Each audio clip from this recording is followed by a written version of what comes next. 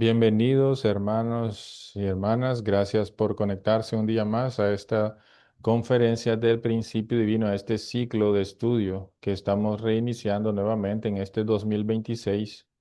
Gracias a cada uno de ustedes por unírsenos en este estudio y por también compartir las conferencias, comentar, darle like y seguirnos en las redes sociales, que vamos a estar bien activos estudiando el principio divino en este año. Un año esperamos sea muy bendecido para cada uno de ustedes y que Dios pueda derramar su amor y su verdad a cada uno de ustedes. Por eso, hermanos, muy agradecido de mi parte, ¿verdad?, de estar aquí en este lugar. Y quiero compartir el día de hoy con ustedes una conferencia muy importante que se titula Los principios de la creación. Esta conferencia nos habla sobre el ideal de Dios, cómo fue que Dios realmente anheló que el ser humano fuera, cómo fue que Dios deseó que el ser humano fuera, porque sabemos que actualmente el ser humano está en una posición muy por debajo por el nivel por el cual fue creado. Está el ser humano caído, viviendo en un mundo egoísta, en un mundo que constantemente está lleno de conflictos, lleno de guerra, lleno de muchos desastres que podemos ver en el mundo entero. Entonces, hay mucha mentira en el mundo. Entonces, tenemos que destruir la mentira, tenemos que disipar esa mentira. ¿Y cómo vamos a hacer para hacerlo? A través de la verdad. Por eso Jesús decía también que la verdad nos hará libres. Y la verdad nos va a hacer libres, en efecto, de este mundo del mal y sus pensamientos equivocados que nos llevan a hacer acciones que en realidad no van de acuerdo, no están acorde a los principios con los cuales Dios creó el universo. Entonces terminan haciendo daño a nosotros, terminan causando muerte espiritual, que es lo que nosotros queremos evitar a toda costa, ¿verdad? Entonces, hermanos, vamos a estudiar este capítulo que es muy interesante, que nos habla sobre este ideal de Dios y cómo en realidad nosotros deberíamos vivir nuestras vidas, deberíamos eh, cumplir con este ideal de Dios para nosotros. Es el plan que Dios ideó desde un inicio cuando creó a Adán y Eva. Entonces vamos a ir paso a paso estudiando ciertos principios. Para ello voy a compartir pantalla para dar inicio.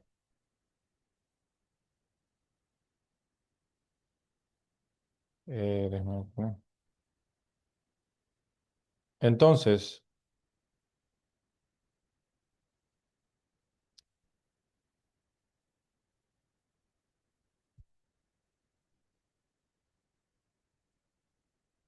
estos principios de la creación son esos principios que Dios estableció para nuestro beneficio, para que nosotros pudiéramos hacer uso de ellos y ser felices en nuestras vidas.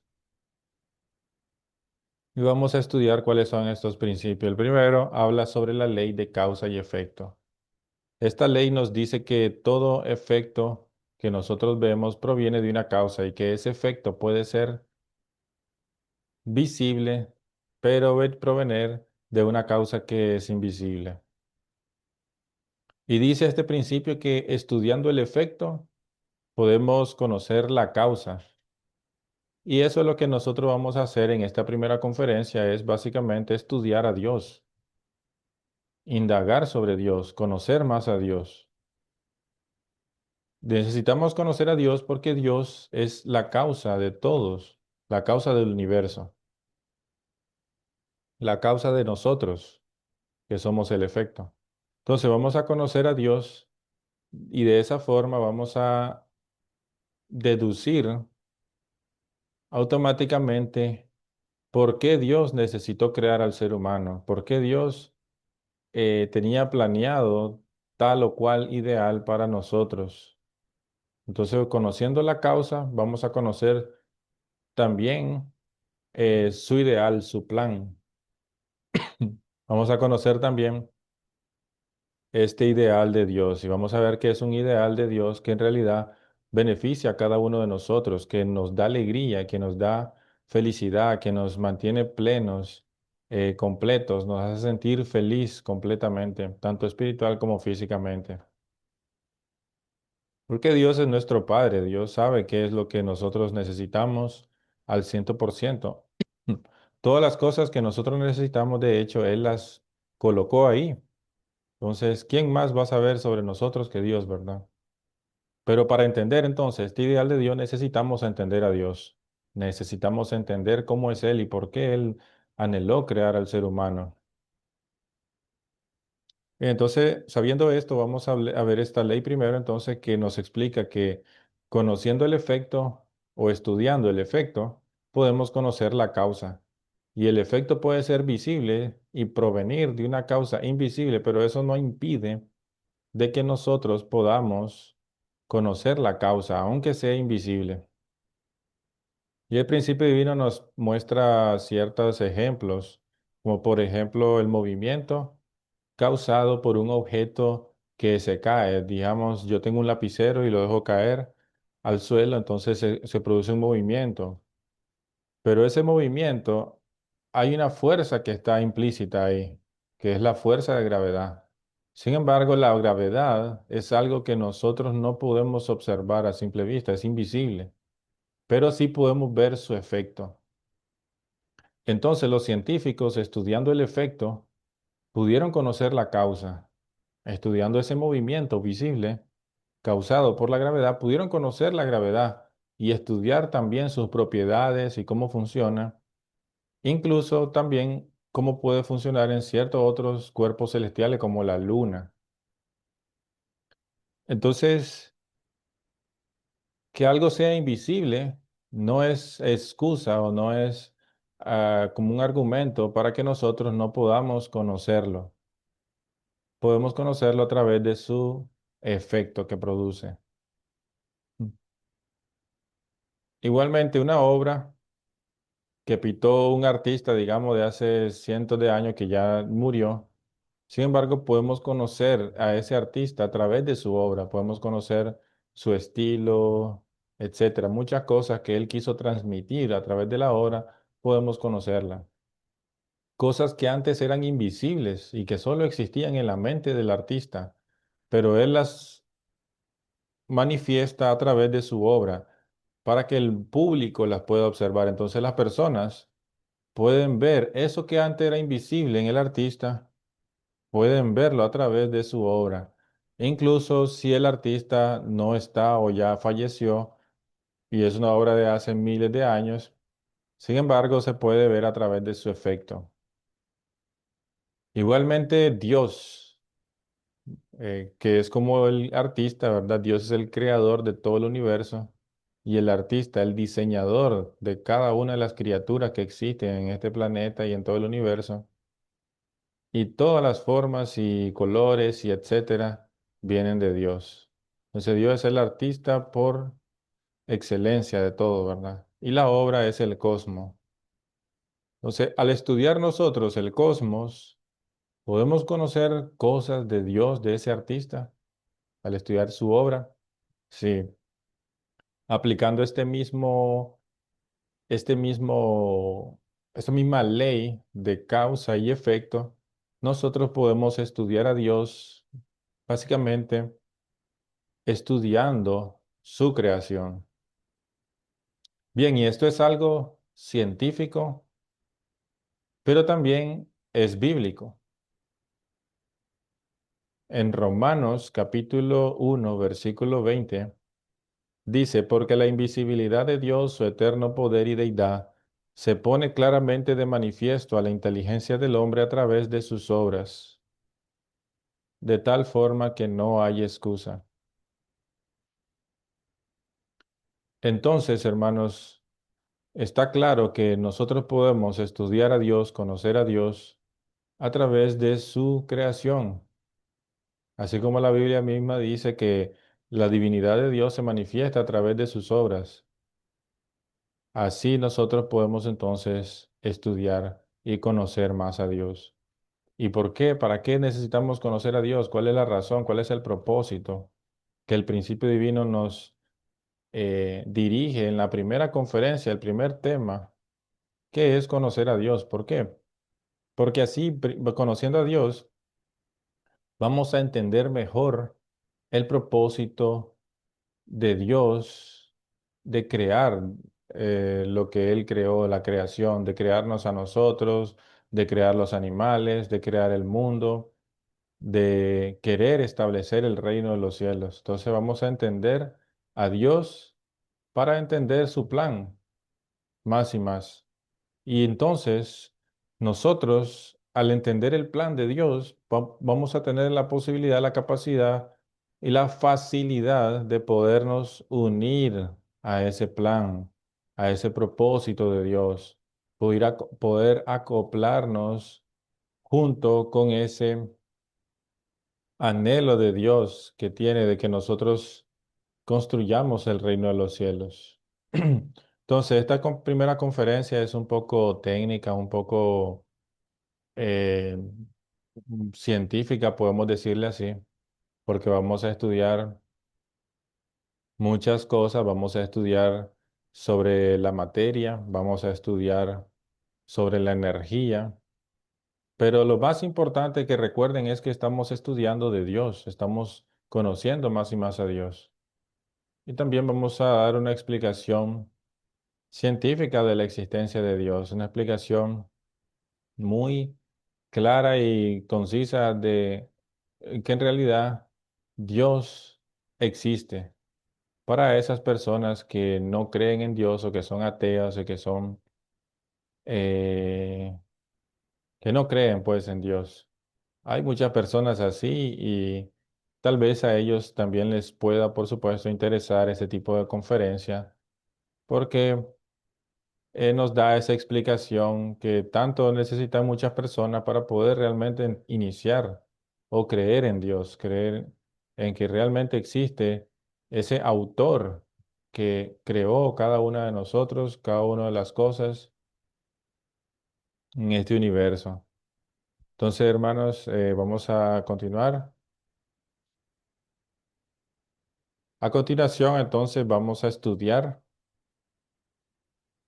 las características duales de Dios. Para ello, vamos a dividir la creación en 6 entidades principales, desde las partículas que conforman los átomos y los átomos a su vez se unen para formar moléculas, hasta los 3 reinos, tanto el reino vegetal, el reino animal. Bueno, el ser humano es considerado también como parte del reino animal, pero el ser humano, pues ustedes saben que el ser humano fue creado en una posición muy superior a cualquier animal. Sí forma parte científicamente, estamos en ese reino animal, acorde con la ciencia, pero el ser humano fue creado para ser el hijo de Dios. El ser humano se diferencia de cualquier animal en el hecho de que el ser humano tiene un espíritu y los animales no, ¿verdad? Entonces, por eso el ser humano está en la posición superior como hijo de Dios. Bien, entonces estas 6 entidades está constituido todo el universo. Las partículas se unen para formar átomos, los átomos se unen para formar moléculas, las moléculas se unen para formar tanto el reino vegetal como el reino animal y así finalmente también el ser humano. Entonces, ¿qué características principales podemos sacar de cada una de esas entidades que sean en común? Y vamos a ver que el ser humano en sí, tanto el ser humano como el reino animal, reino vegetal, moléculas, átomos y partículas, tienen una característica en común que se llama masculinidad y feminidad, o bien positividad y negatividad.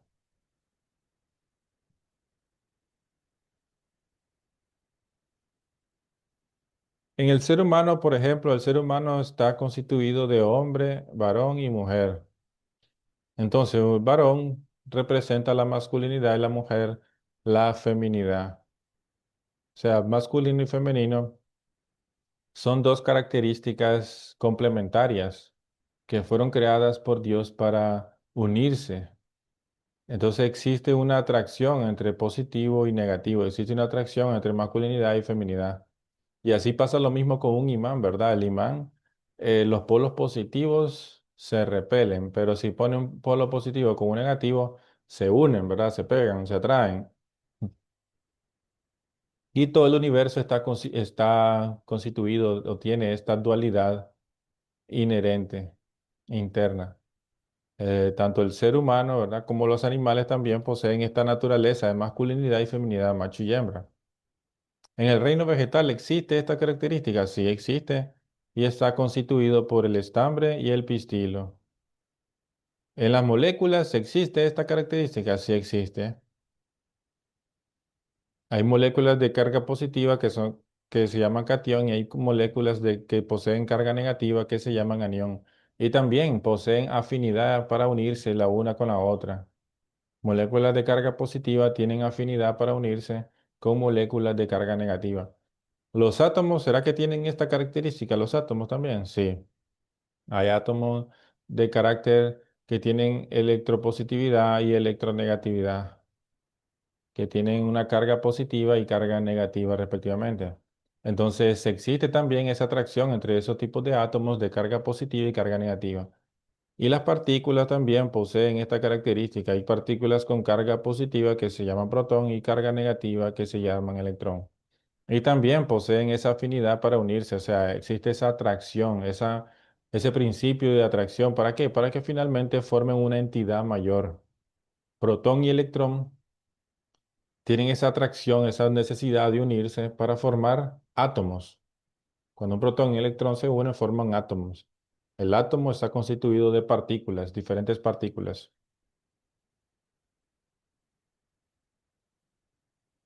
Un átomo también tiene la necesidad de unirse con otro átomo de carga negativa para formar moléculas, que son una entidad mucho mayor al átomo.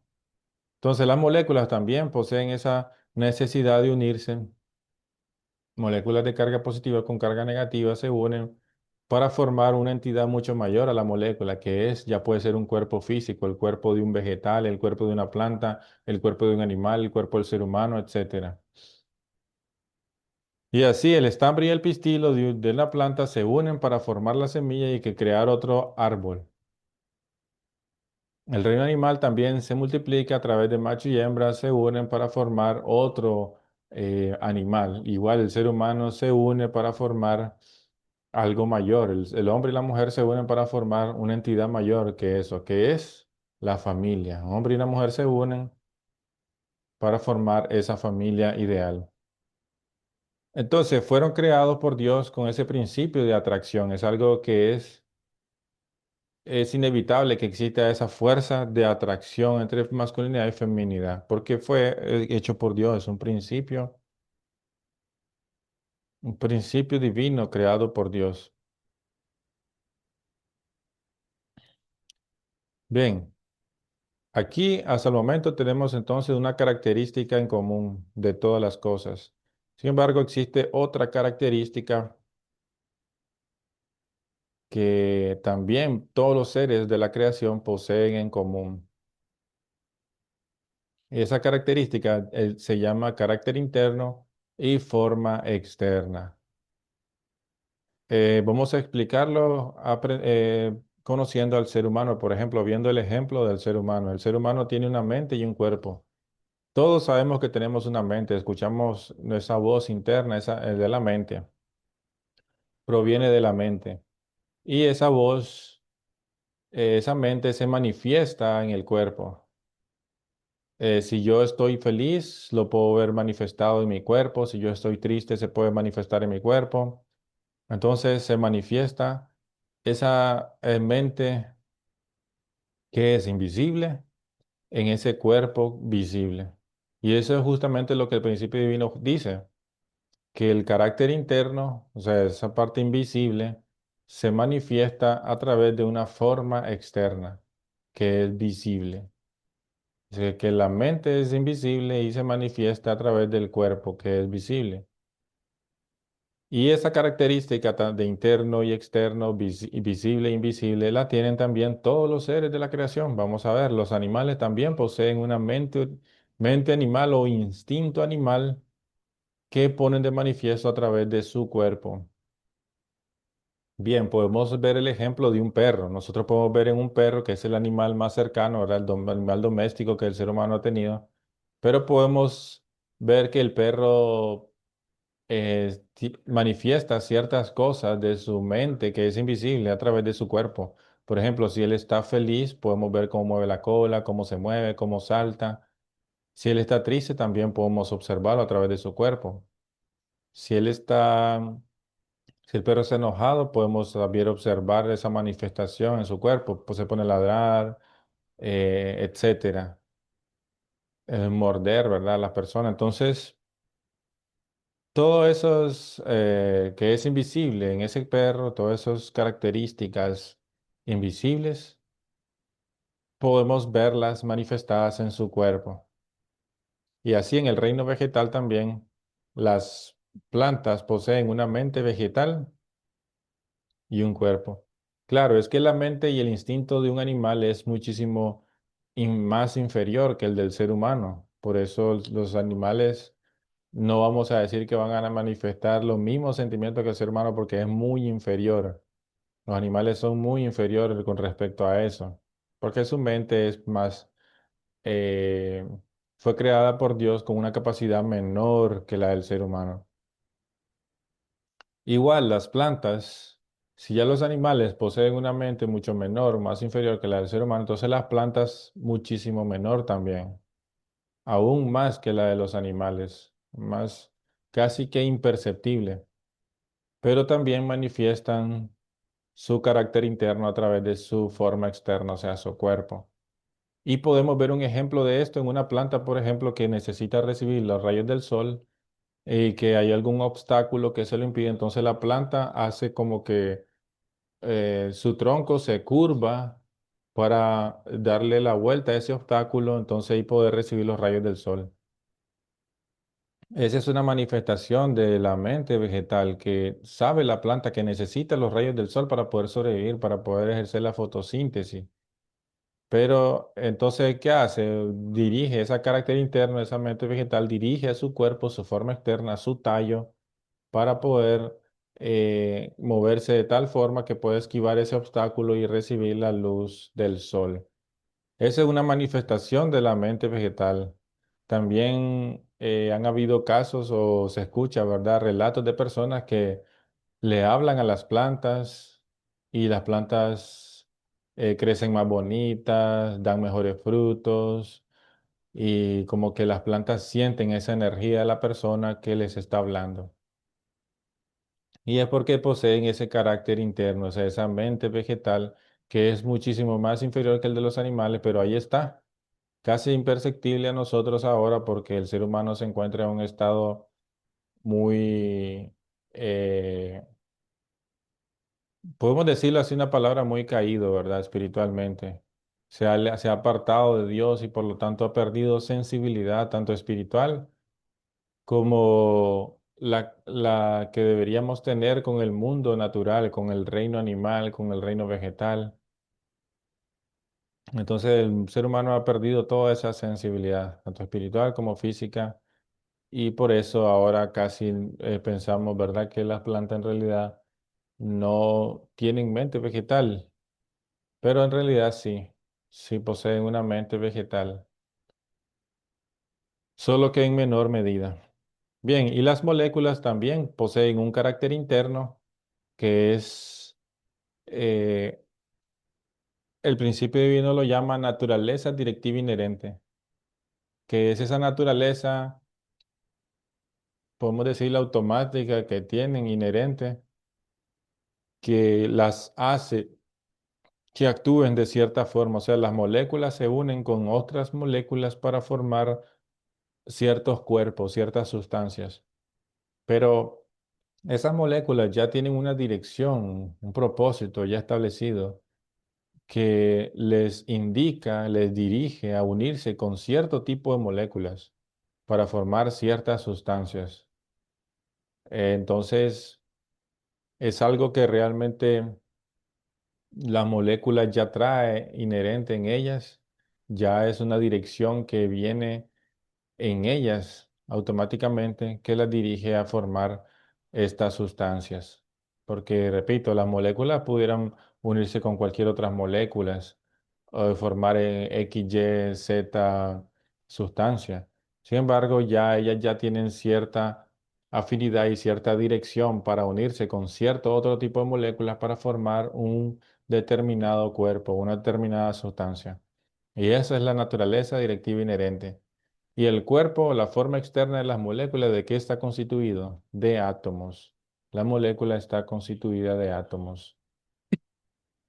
Los átomos también poseen un carácter interno que se llama naturaleza directiva inherente. Igual, ¿verdad? Es esa naturaleza que dirige a los átomos a unirse con otros átomos para formar ciertos tipos de moléculas. Y esas moléculas formadas por esos átomos también al mismo tiempo se unen con otras para formar ciertos cuerpos.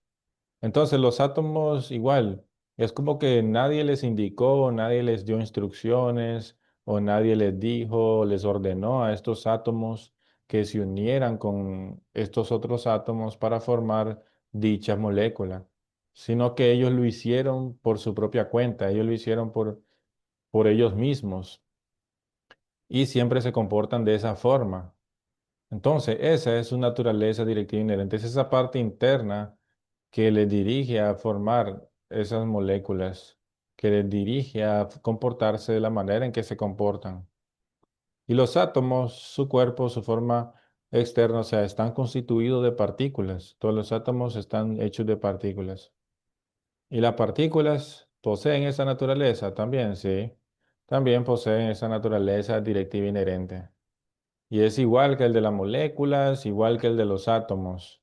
Es algo que las dirige a ellas a unirse para formar átomos diferentes, diferentes átomos.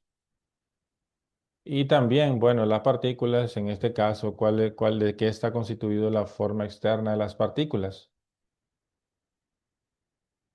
La ciencia recientemente hizo este descubrimiento. Antes no se sabía de qué estaba constituida la materia. Incluso átomo significa indivisible.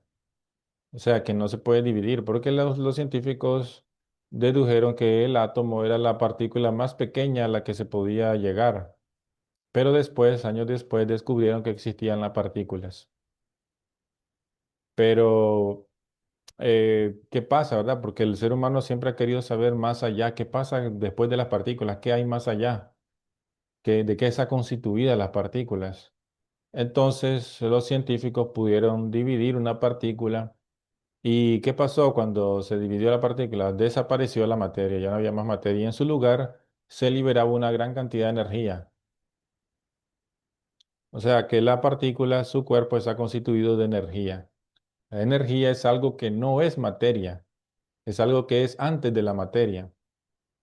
La energía es invisible, no se puede observar, solo se puede ver su manifestación. Sin embargo, todo está constituido de energía, porque todo está constituido de partículas, ¿verdad? Por consiguiente, todo es energía, porque la energía forma partículas, la partícula átomo, átomos moléculas, y las moléculas forman los tres reinos, el ser humano, el animal y el vegetal. Entonces, dedujeron los científicos de que todo está hecho por energía, por eso ahí donde Einstein, ¿verdad? Fue que creó esta ley de, de la relatividad. Y también ahí donde se inventó la bomba atómica y etcétera, ¿verdad? Que fueron esos inventos donde se obtenía energía de las partículas. Pero hermanos, entonces lo importante aquí a conocer es que estas partículas forman todo el mundo que conocemos, pero las partículas están formadas de energía, o sea, es algo que no es materia, es algo que es invisible. Y la energía está en todos lados. No sé, como dice la ciencia, no se puede crear ni destruir, solo se puede transformar. Entonces, aquí es donde, hermanos, llegamos a esta conclusión, ¿verdad? De que todo es energía. Sin embargo, es una energía con un orden, con principios, con leyes, porque esta energía lleva una dirección. O sea, alguien está dando dirección a esta energía para formar las partículas y esas partículas que formen los átomos y esos átomos que formen las moléculas y esas moléculas que formen el mundo como lo conocemos hoy. O sea, que es una energía bien dirigida, ¿verdad? Ustedes han visto lo que ocurre cuando se tira una bomba atómica, cuando se tira o hay algo, ¿verdad? Sí, una bomba atómica, digamos. ¿Qué es una bomba atómica? Es una energía liberada sin control. Es tirar una bomba, boom, que libere energía sin control para que destruya todo. ¿Qué causa? Destrucción, destrucción, etcétera. Entonces, eso ocurre cuando la energía no se controla, no tiene dirección, no tiene control. Pero una energía bien dirigida, bien controlada, como la energía del universo que crea todas las cosas, es algo que tuvo que venir de alguien que esté controlando esa energía, alguien que le esté dando dirección a esa energía. Y ese alguien es el que nosotros llamamos Dios. Dios. Aún no puede decir, ¿verdad? Eh, no, pero es que esa energía se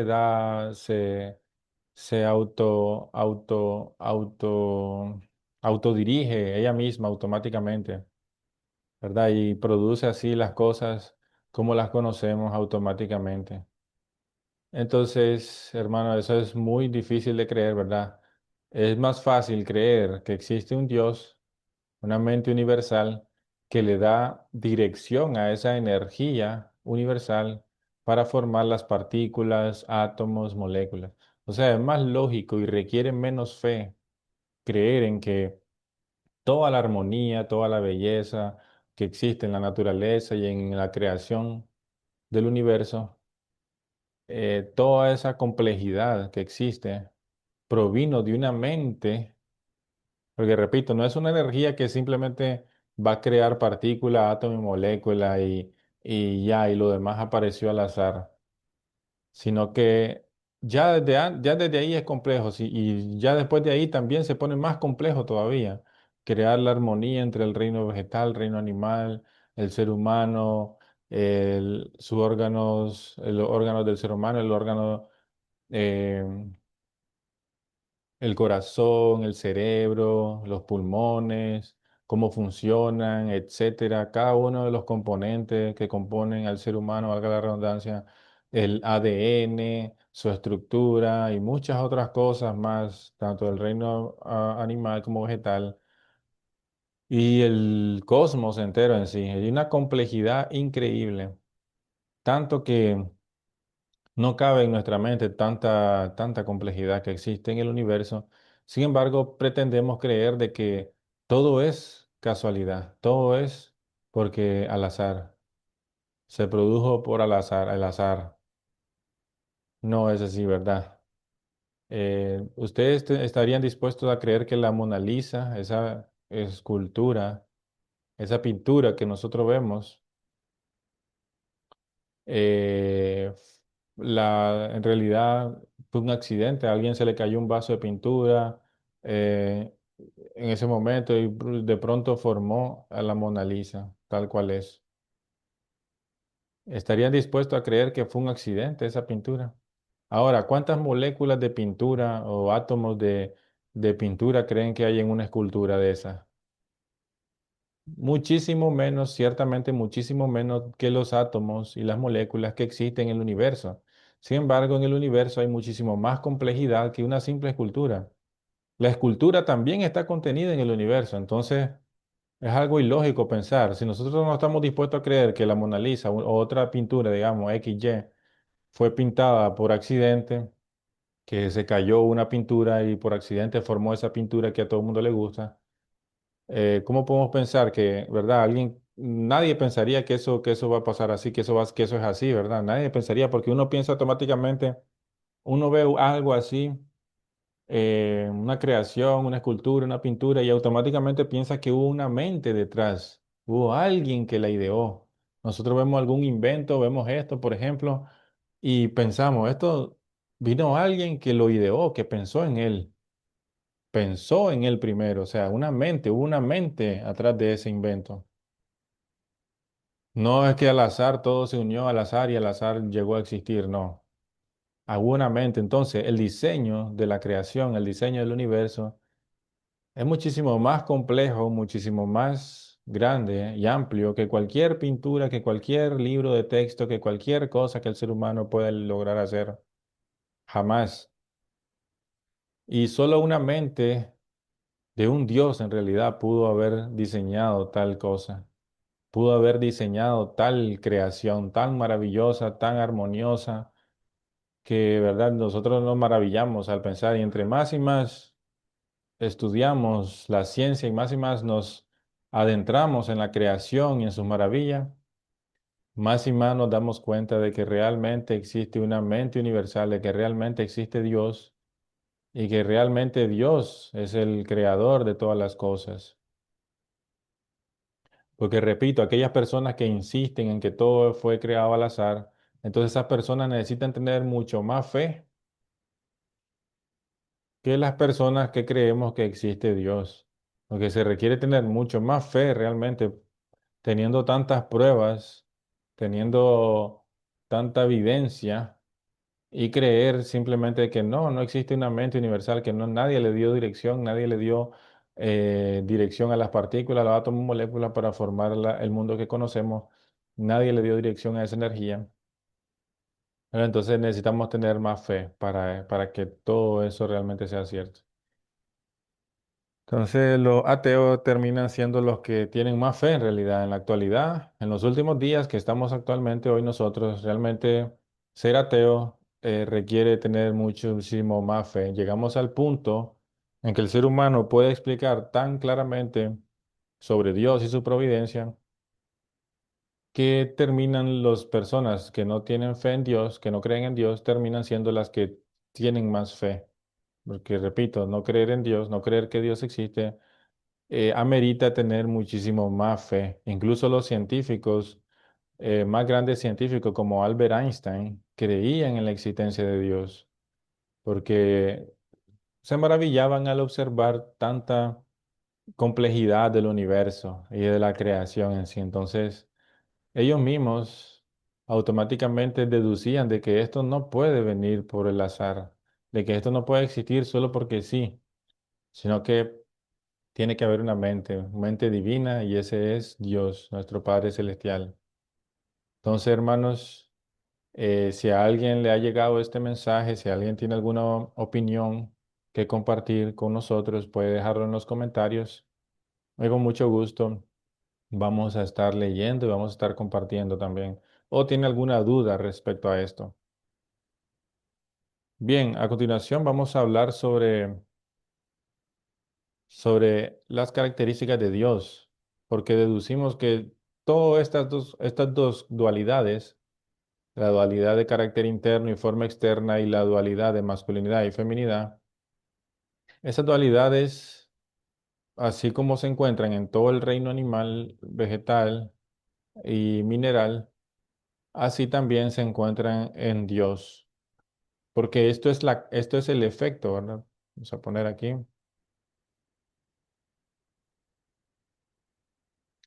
Esto es el efecto. Toda la creación, recuerdan lo que habíamos dicho antes.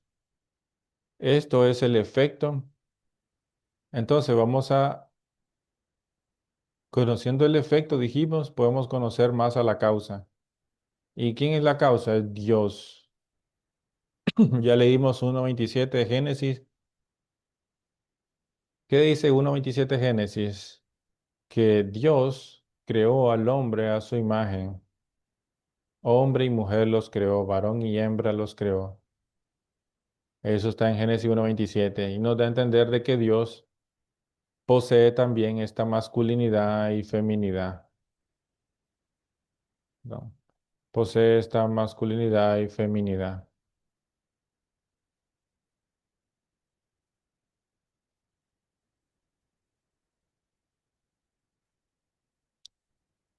Entonces,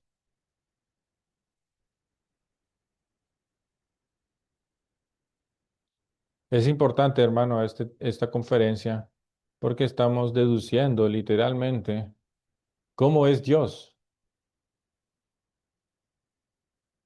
Dios posee carácter interno y forma externa, y también Dios posee masculinidad y feminidad.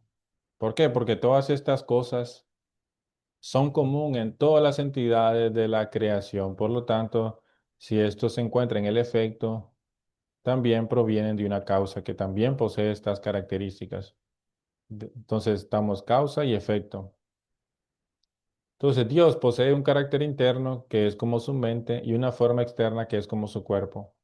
En la mente de Dios existe el amor, la verdad, eh, todas estas características, la bondad, la alegría. También Dios tiene tristeza, puede sentir tristeza en su mente. Y provienen de esta forma externa que es su cuerpo. Pero ¿cuál es el cuerpo de Dios? Bueno, todas estas cosas se manifiestan a través de el cuerpo, ¿verdad? La mente se pone de manifiesto a través del cuerpo. Entonces, todas estas cosas que son invisibles de Dios, ¿dónde se manifiestan? En el universo entero, ¿verdad? La ley, orden, principio, el amor, la bondad, la armonía. Todas estas cosas se manifiestan en la forma externa, o sea, se manifiesta en el universo. Por lo tanto, el universo vendría siendo como la forma externa de Dios. Pero el universo está constituido de energía. Entonces, esa es energía que forma las partículas, átomos y moléculas para formar el reino animal, vegetal y mineral. Es esa energía que constituye el cuerpo, la forma externa de Dios. Esa energía, entonces la mente, que es el carácter interno de Dios, la mente interna de Dios, le da dirección a esa energía o dirige esa energía a formar partículas, átomos y moléculas que se comporten de dicha forma, de tal forma, para formar tanto a los seres humanos, reino animal, vegetal y el universo entero con su armonía como tal, como lo conocemos. Es esa energía. Y también Dios posee esta masculinidad y feminidad, o sea, quiere decir que Dios también, así como es padre, también es madre. O sea, Dios tiene las características de masculino y femenino. El hombre fue creado como característica masculina nada más, y cuando llega a la perfección refleja la masculinidad de Dios, igualmente la mujer como una feminidad de Dios. Pero Dios posee ambas características en completa armonía. ¿Qué quiere decir eso? Que un hombre y una mujer, un hombre solo, no puede reflejar a Dios en su totalidad, ni tampoco una mujer sola, sino que la unión de un hombre y una mujer, o sea, la familia, es la imagen completa de Dios, porque estaría reflejando la masculinidad y feminidad de Dios completa, porque Dios es masculinidad y feminidad. Entonces, la unión de un hombre y una mujer, o sea, la familia, es el reflejo más completo de Dios. Entonces, hermanos, aquí hemos deducido varias cosas en realidad y pudimos entender que Dios es en realidad como nosotros, que posee estas características de carácter interno y forma externa y masculinidad y feminidad. Entonces, eh, vamos a terminar la conferencia el día de hoy. Por aquí vamos a terminar. Vamos a estudiar por hoy solamente las características duales. Si alguno tuviera alguna pregunta, si algún comentario o alguna sugerencia, puede hacérmelo saber sin ningún problema y con mucho gusto vamos a responder sus preguntas. En el próximo capítulo vamos a hablar sobre otro principio de la creación, que es el principio de dar y recibir, reciprocidad. Y vamos a explicar muy bien ahí muchas cosas importantes y vamos a deducir ya cuál es el ideal de Dios para nosotros, cuáles son los propósitos que debemos cumplir. Entonces, para que se estén bien atentos a la próxima conferencia que vamos a tener el próximo fin de semana. Bien, si nadie tiene pregunta, entonces recuerden, pueden dejar las preguntas en los comentarios para que podamos responderle. Bien, me despido entonces de ustedes, hermanos. Vamos a dejarlo aquí. Gracias por unirse en esta tarde y nos vemos el próximo fin de semana, próximo domingo, y que pasen una feliz semana y bendiciones. Y que Dios les bendiga a todos. Gracias.